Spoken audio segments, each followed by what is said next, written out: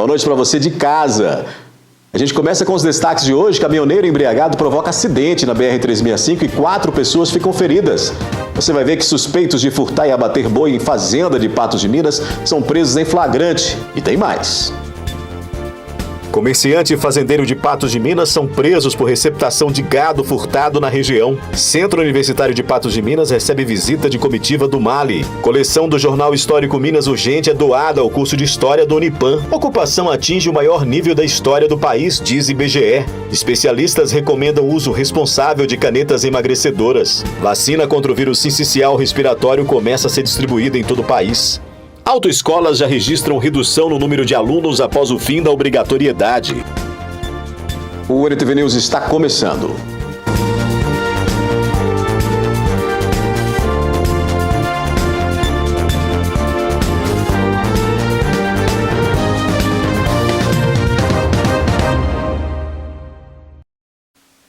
Pelo menos 2 pessoas foram presas na madrugada desta quarta-feira por roubar e abater um animal bovino em uma propriedade rural próxima à localidade de Bebedouro das Posses, que fica a cerca de 20 quilômetros da área urbana de Patos de Minas. 2 homens foram presos, um de 25, um de 31 anos, após eles ir até uma fazenda aqui em Patos de Minas. Aí o proprietário percebeu que eles estavam por lá por causa da lanterna.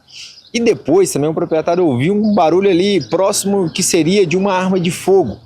Percebeu então que logo em seguida havia um animal abatido. Sargento Pérez, em os detalhes dessa ocorrência. Sargento, uma ocorrência que iniciou, a Polícia Militar foi até o local, depois às 2 horas da manhã conseguiu identificar, né, esses suspeitos e praticar essa situação nessa fazenda. Isso. Na data de ontem, por volta de 21 horas, a Polícia Militar foi acionada para atendimento de ocorrência na zona rural, numa fazenda na região da Onça. Fica aproximadamente 20 quilômetros de Patos de Minas.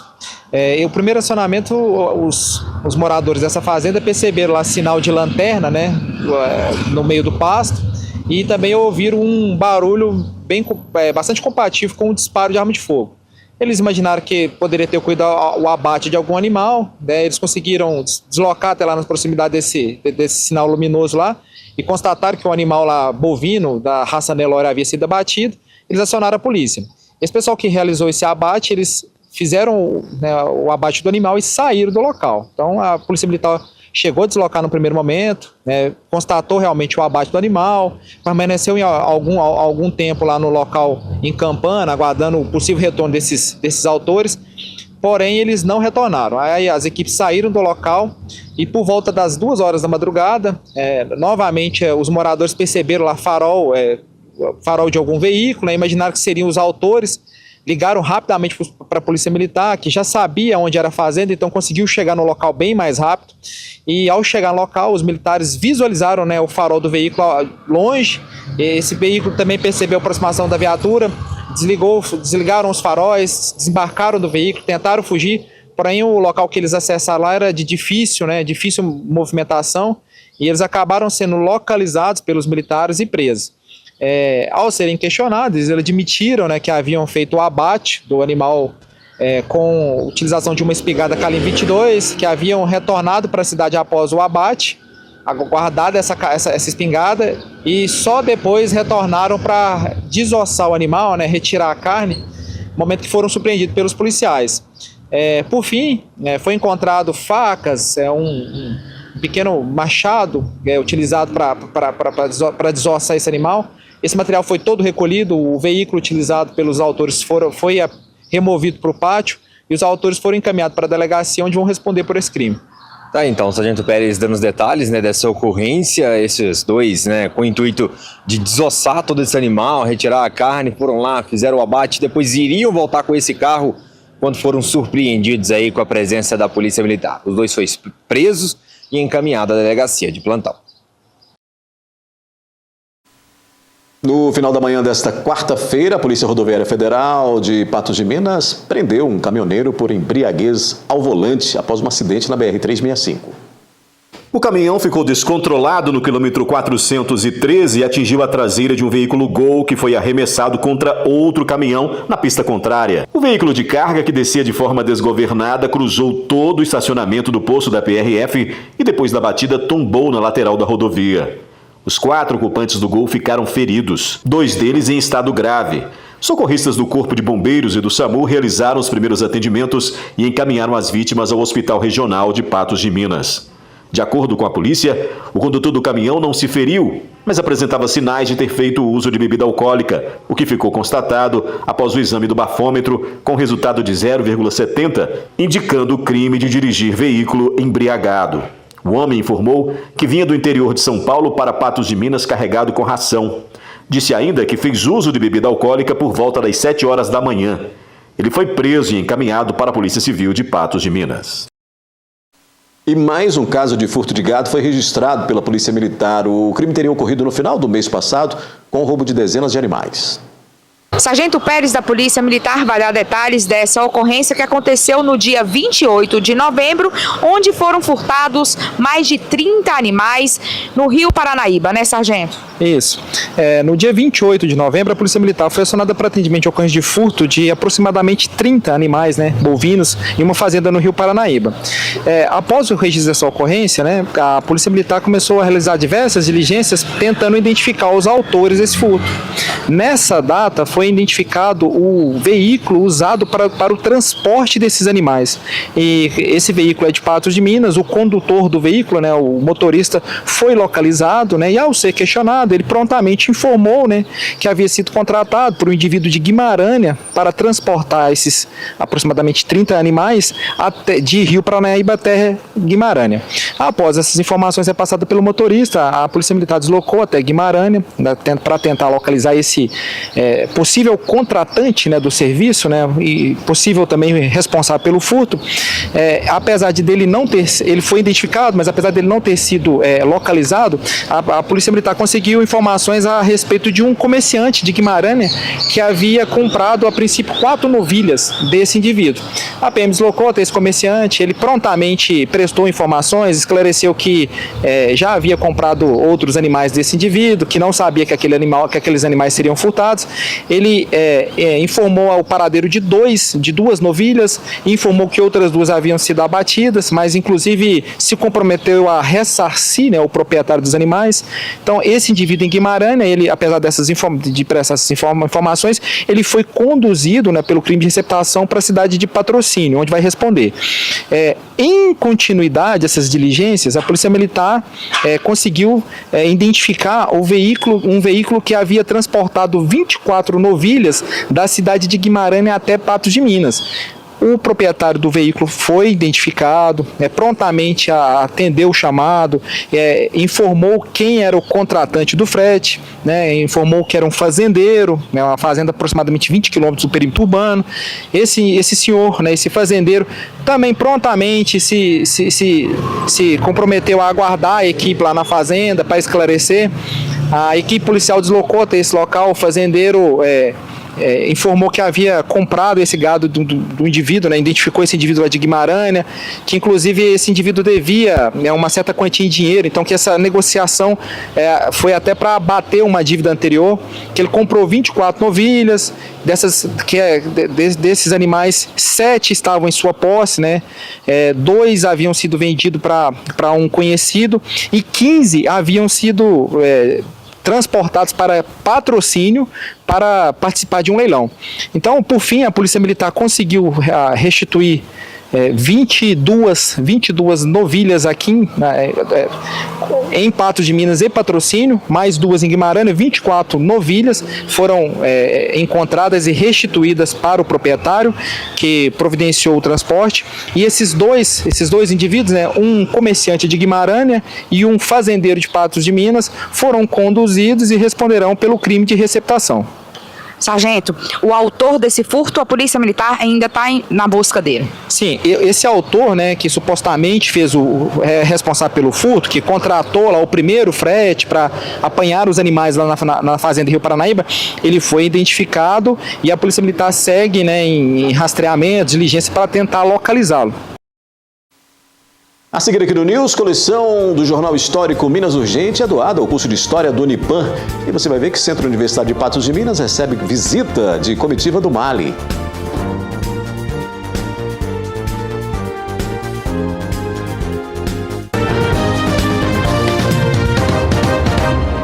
O O Centro Universitário de Patos de Minas recebeu uma comitiva do Mali, que contou com a presença do embaixador do país. A agenda integra uma iniciativa de aproximação diplomática que é voltada ao intercâmbio de conhecimentos e ao fortalecimento de parcerias internacionais. Estamos aqui com o reitor do Unipan para poder falar da comitiva do Mali que esteve aqui visitando, né, e foram recepcionados aqui pelo Unipan, um café da manhã, vão conhecendo também, né, todas as dependências aqui do Unipan. Henrique, queria que você falasse para a gente, né, sobre essa visita, o Unipan sempre aí abrindo essas portas internacionalmente também, recebendo mais uma vez uma visita como essa. O nosso processo de internacionalização ele é muito forte.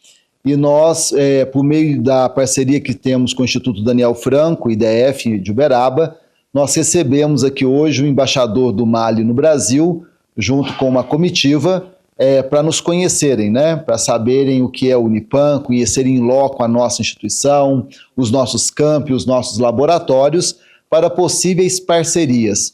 Uma dessas parcerias é a oferta de um curso para alunos do Mali, um curso de produção e manutenção avícola.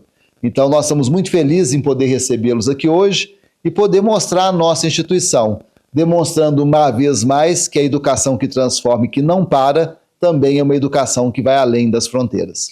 A qualidade da nossa instituição, ela já é exposta, ela já é reconhecida pelas avaliações que temos, né, do INEP-MEC, pelas certificações de qualidade que temos na nossa instituição, e agora essa qualidade também é reconhecida pelos nossos parceiros que estão no exterior.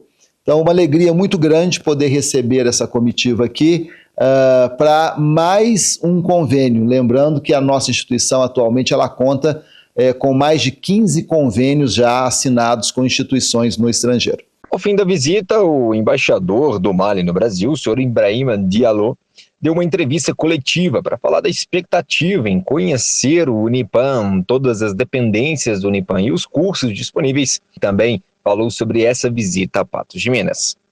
Parce que, indépendamment de ce que peut fournir l'université de Patos de Minas, je sais que le Brésil même est un grand pays d'agriculture et d'élevage. Independente que Patos pode dar para o Mali, eles falam que o Brasil mesmo é um grande país da agricultura e criador de aves. Donc, l'université de Patos de Minas peut être très utile pour nous, pour renforcer les capacités de nos producteurs et même de nos étudiants dans l'avenir.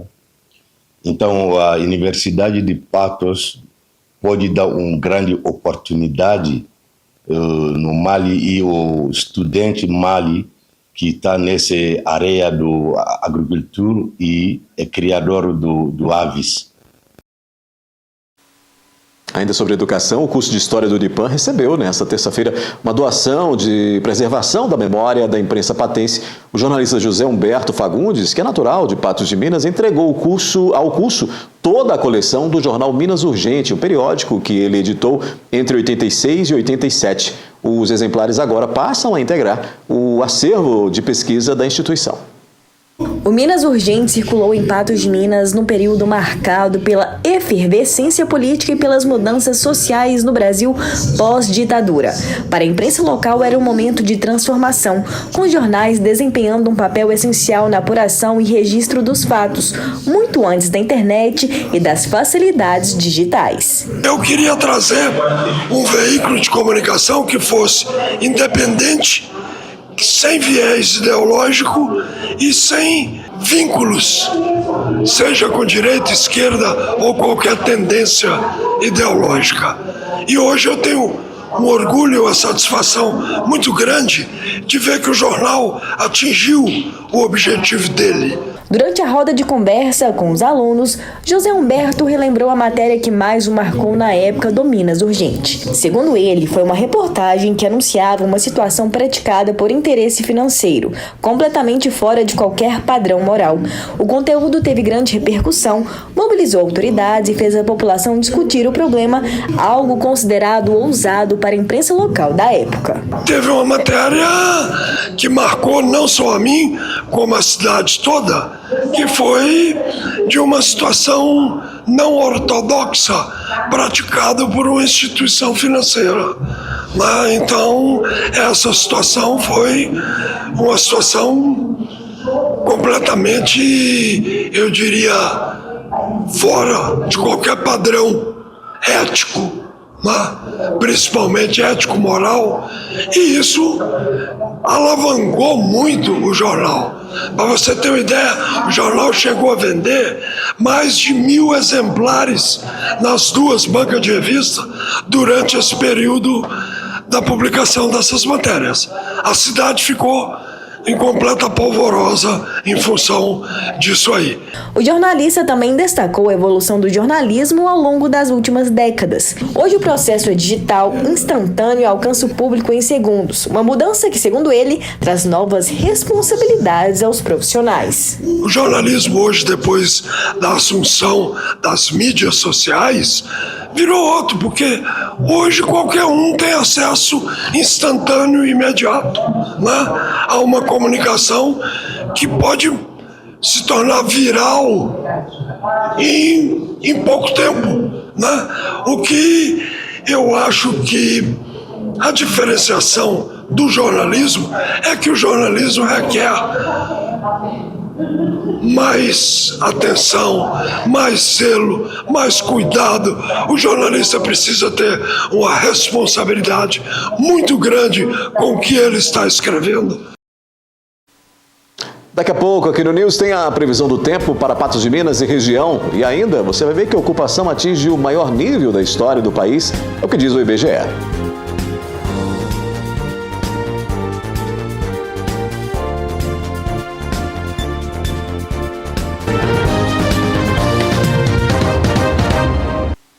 O rendimento domiciliar médio dos brasileiros passou de R$ 2.000 no ano passado, segundo uma análise das condições de vida da população, divulgada hoje pelo Instituto Brasileiro de Geografia e Estatística, o IBGE.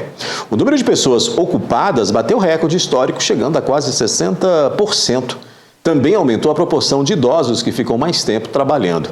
Apesar de números positivos, algumas desigualdades históricas persistem. Os indicadores sociais mostram como mudaram as condições de vida do brasileiro entre 2012 e 2024. No ano passado, o Brasil chegou ao maior rendimento domiciliar per capita, R$ 2.017 por mês. O país também atingiu o maior nível de ocupação da série histórica, com 58,6% da população em idade ativa trabalhando. O avanço ajudou a reduzir a desocupação e a subutilização da força de trabalho. Apesar do bom resultado, desigualdades ainda existem. Mulheres têm nível de ocupação cerca de 20 pontos percentuais menor que o dos homens. Pretos e pardos também ganham menos, mesmo quando têm o mesmo nível de escolaridade. O que está concentrado com elas são os afazeres domésticos, então o que faz que tenha um menor engajamento das mulheres, né? A necessidade de cuidar sobretudo de parentes, né? Os afazeres domésticos, e você tem também uma grande desigualdade para o cor-raça, né? As pessoas de cor-raça preto ou parda, né? Em comparação com as pessoas brancas, né? Que são a informação que a gente consegue comparar com a fonte, né? A PNAD contínua, as pesquisas do IBGE, a gente vê menores níveis de rendimento, mesmo com comparáveis, né? Níveis de instrução. Outro destaque é o aumento da informalidade entre os trabalhadores mais velhos. Mais da metade dos idosos ocupados, 55,7%, trabalha sem carteira assinada ou contribuição previdenciária. Na faixa etária de 60 a 69 anos, 48% dos homens estavam ocupados e o percentual foi de 26,2% entre as mulheres. Como é o caso desta professora de Química que completou 62 anos e, apesar de já estar aposentada, decidiu continuar na ativa. Eu acho que enquanto eu tiver saúde física e mental, principalmente, eu vou continuar. Com a melhora dos índices relativos a mercado de trabalho e renda, a pobreza também reduziu para 23%, assim como a pobreza extrema, que caiu para 3,5%, os menores patamares desde 2012. E a desigualdade social também reduziu para o menor índice dos últimos 10 anos, com impacto decisivo de programas sociais. Apesar da pandemia, no ano 2000, 2020, a gente teve uma queda, porque teve uma série de programas sociais, que foram estabelecidos rapidamente para mitigar, os efeitos da pandemia. Depois, no ano 2021, parou-se com esses programas sociais, teve um pico dos índices de pobreza em 2021, e desde então a gente tem uma melhora constante, que chega ao menor nível da série aqui, 23,1% de pessoas na linha de pobreza que a gente usa, que é uma linha de pobreza que é recomendada internacionalmente pelo Banco Mundial. Isso está realmente atrelado ao efeito dos programas sociais que atingem, que diminuem a desigualdade. Na educação, há sinais de recuperação pós-pandemia. A taxa de analfabetismo nacional é de 5,3%, sendo que na região Nordeste é 2 vezes maior. 11,1% das pessoas não sabem ler e escrever. A frequência escolar subiu, especialmente entre crianças pequenas. Mas a retomada é desigual. No Norte, a presença de crianças de 0 a 3 anos na creche, 22,5%, é menos da metade quando comparada com o Sudeste, 46,8%. O ensino médio avança, com mais jovens concluindo os estudos na idade certa, 75,1%. A Ana Luísa é uma dessas estudantes. Aplicada, ela se dedicou para chegar à formatura na idade adequada. É difícil, você luta para você não ficar de recuperação, para você não ficar com nota baixa, mas é uma jornada muito boa. Quando você está acabando, você olha para trás e você vê que realmente valeu a pena. O IMET publicou avisos com alerta para tempestade entre esta quarta e quinta-feira, amanhã, Confira os detalhes na previsão do tempo.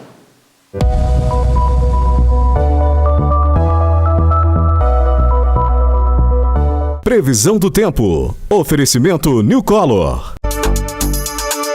Óticas New Color. Pensou em ótica? Lembrou New Color. A quinta-feira deve ser de céu com muitas nuvens e pancadas de chuva e trovoadas isoladas. A umidade relativa do ar registra 50%. Em Patos de Minas, mínima de 20 e máxima de 30 graus.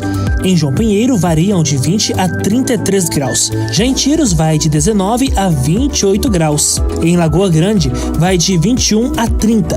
Em Carmo do Paranaíba, a máxima prevista é de 28 graus. Em Presidente Olegário, mínima de 19 e máxima de 30 graus.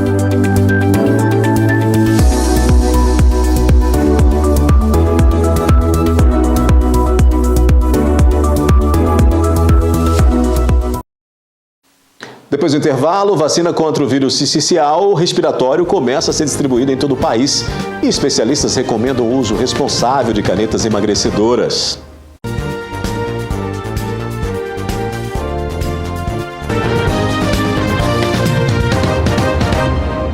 O Ministério da Saúde anunciou a chegada do imunizante contra o vírus sincicial, que é o principal causador da bronquiolite em recém-nascidos. A vacina será oferecida pelo SUS para gestantes a partir da 28ª semana. O VCR é um vírus altamente transmissível e responsável por 75% dos casos de bronquiolite e por 40% dos episódios de pneumonia em crianças menores de 2 anos. A bronquiolite é uma inflamação dos bronquiolos que afeta principalmente bebês e recém-nascidos que ainda têm um sistema respiratório imaturo. Principalmente em época de outono, inverno, é um desafio para a gente que atende crianças. Temos muitos bebês internados, necessitando oxigênio, às vezes até UTI.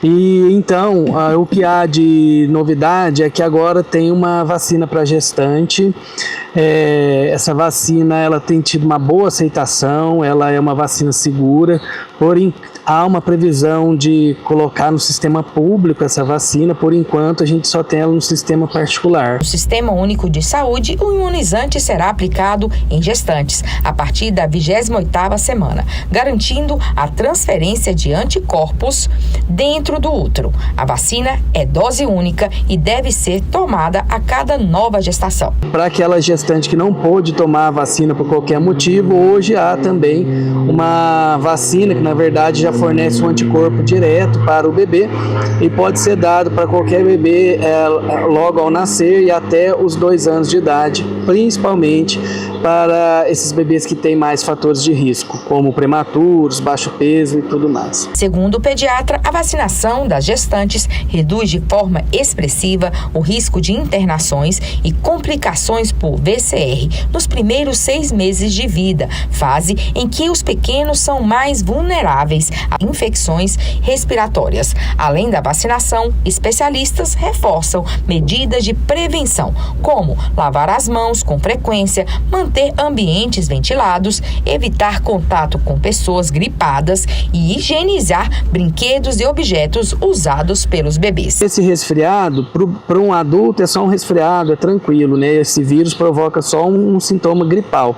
Mas para um bebê pequeno, essa pode desencadear uma falta de ar importante, aparentando uma crise de asma, né? De bronquite. Então, muitas vezes o bebê precisa internar, precisa receber oxigênio, o bebê não consegue mamar, ele pode ter um quadro grave de prostração, cianose. Então, como é uma doença que já gera um desafio grande para a gente tem na sazonalidade muitas internações, hospitais lotados, tanto os públicos quanto os particulares, por quadros de bronquiolite. É muito importante a gestante, principalmente, procurar essa proteção. A popularização das chamadas canetas emagrecedoras transformou-se em um fenômeno mundial, com aquela promessa de perda rápida de peso. No entanto, especialistas alertam que o uso precisa ser feito com responsabilidade. Danilo enfrenta uma jornada em busca da perca de peso nos últimos meses. Para atingir seus resultados, recorreu às famosas canetas emagrecedoras e, no fim, conseguiu eliminar mais de 50 quilos. Minha saúde era completamente, como se diz, eu não podia subir qualquer coisa, escada, por exemplo, eu passava mal, dava tipo aquelas tonteiras, pensava que ia infartar a qualquer momento. Eu busquei uma pessoa aqui em Patos de Minas que me passou um tratamento regrado, rigoroso, e esse tratamento surgiu o efeito. No início, eu fiquei naquela dúvida, será que eu vou, será que eu não vou? Mas eu vi que o trem fez efeito e, graças a Deus, estou aqui hoje. As canetas são indicadas exclusivamente para pessoas com obesidade ou para pacientes com sobrepeso associado a doenças como hipertensão, diabetes tipo 2, apneia do sono ou risco cardiovascular. Assim, Danilo pôde fazer o uso de forma segura e com acompanhamento médico, diferente de muitos casos que vemos por aí, onde o medicamento tem sido usado de forma indevida. Acaba que realmente as pessoas estão usando ela de forma exacerbada, né, visando ali o emagrecimento, e realmente ela é interessante o consumo, né, na verdade a utilização, pessoas com obesidade, ou seja, o IMC é acima, por exemplo, ali de o IMC 30, né? Por mais que o medicamento tenha caído no gosto popular recentemente, estudos já apontam que a longo prazo o uso pode causar efeitos colaterais e alguns deles até irreversíveis. É importante também estar atento às contraindicações. Já tem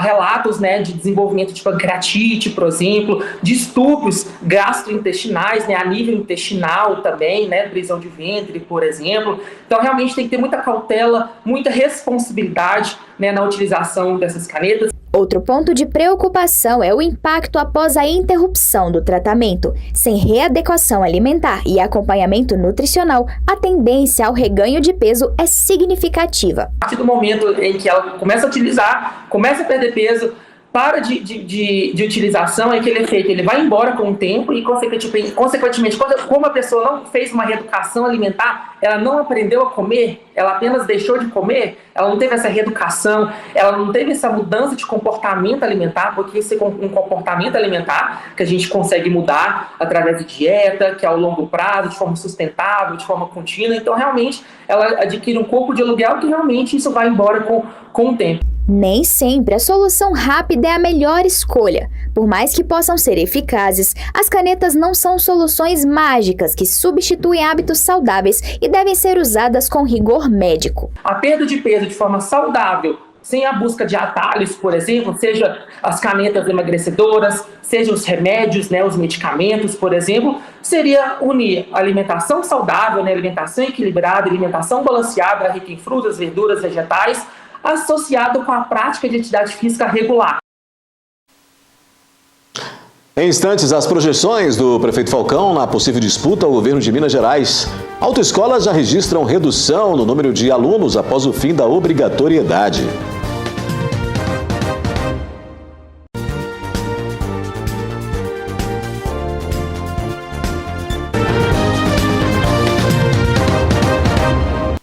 O prefeito de Patos de Minas, Luiz Eduardo Falcão, atualmente sem partido, projeta a filiação partidária que deve ocorrer até o início do próximo ano.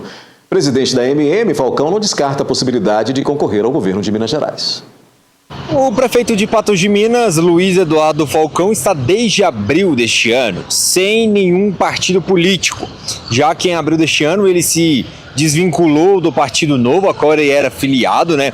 A qual foi por esse partido que ele concorreu à prefeitura aqui de Patos de Minas e conseguiu a reeleição.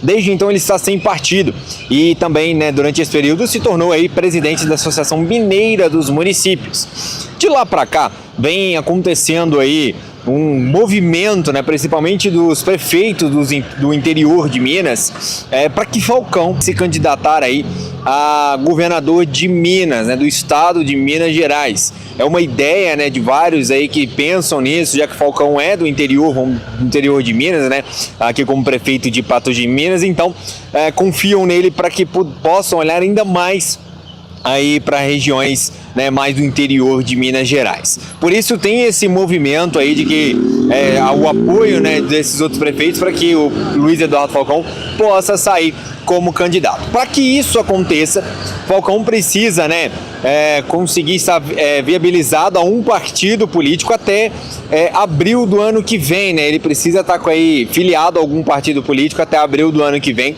para que ele possa concorrer ao governo do estado. Há algumas informações também que sempre surgem que Falcão poderia sair aí como vice-governador aí numa chapa com Cleitinho, né, em relação a essa situação, mas muito ainda se fala, mas fato é de que Falcão teria que deixar a prefeitura de Patos de Minas até abril do ano que vem e também está afiliado ao novo partido político. Se fala-se muito em que Falcão poderia aí se filiar ao Republicanos. Ainda há muita conversa e muitas negociações. Eu fui à rua para poder ouvir a população e saber dela o que poderia acontecer. Falcão, prefeito de Patos de Minas, se deixa Patos de Minas, né, como prefeito para se candidatar ao governo do estado, teria ou não o apoio da população? Teria todo o apoio. Eu acho que ele tem feito uma boa administração nesses 2 mandatos dele. Tá muito bom mesmo. Coisa que a gente nunca viu acontecer aqui na cidade, que muita coisa foi feita sem promessa, né? Ué, 100%. Patos de Minas, todo mundo vota no homem. Só quem é doido para não votar nele, amigo. E é Patos de Minas, é Falcão, ué. Pela visão que eu tô tendo dos nossos antigos prefeitos, administradores da cidade, o que o Falcão vem fazendo pra gente, vem fazendo pro município, pra região, com certeza eu apoiaria sim. Pode ter certeza que meu voto é dele. As novas regras anunciadas para tirar a Carteira Nacional de Habilitação começam a valer em breve, né, em todo o país.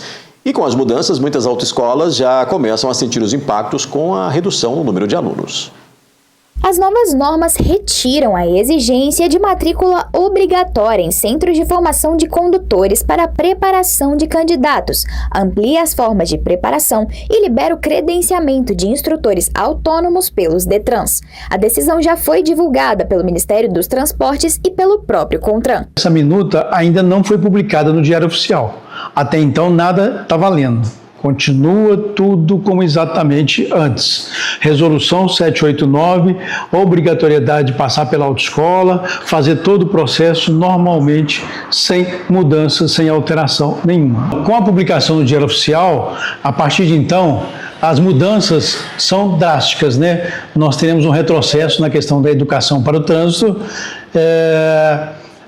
O governo cria a figura do instrutor autônomo, né, para competir com a autoescola, que tem um CNPJ e ele tem um CPF. E aí a gente vê uma grande diferença, né? A questão dos impostos, né? A questão da quantidade de aulas que deixa de ser obrigatória. O governo argumenta que as medidas têm objetivo social e econômico, reduzir o custo e a burocracia que hoje impedem milhões de brasileiros de obter a CNH, ampliando o acesso ao mercado de trabalho e à mobilidade. Mas opiniões são diversas sobre o assunto e muitas autoescolas já estão sentindo o impacto das futuras mudanças, inclusive em Patos de Minas. Isso está impactando muito, né? As pessoas deixaram de tirar carteira nos últimos 4 meses, desde que o ministro começou a divulgar essas mudanças, né? E esse impacto, ele realmente é sentido, né, por todos nós. Então, diminuiu muito o número da procura pela habilitação. Os efeitos a longo prazo ainda são um mistério, mas especialistas em trânsito acreditam que a situação pode se complicar e o número de reprovações no exame prático aumente de forma drástica. O processo, ele é longo, né? E muitas vezes as pessoas, por querer economizar, com certeza vão querer economizar, podem gastar um pouco mais, porque ele vai precisar fazer a prova teórica do mesmo jeito, ele vai precisar fazer a prova prática do mesmo jeito, entendeu? Então, assim, ele pode gastar mais no momento em que for fazer essas avaliações sem estar preparado. É necessário que haja essa mudança, essa discussão para que haja mudança, realmente, mas tirar a obrigatoriedade de aulas práticas para o candidato, tirar o curso teórico, a obrigatoriedade do curso teórico,